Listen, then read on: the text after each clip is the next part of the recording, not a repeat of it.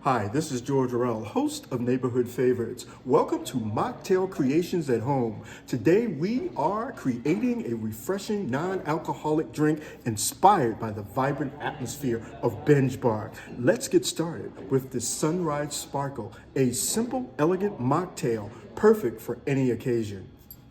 Let's start with the ingredients. First, you want to have some orange juice, an 8-ounce flute, and some grenadine. We start with the orange juice. We pour it into the 8-ounce flute about 3/4 of the way.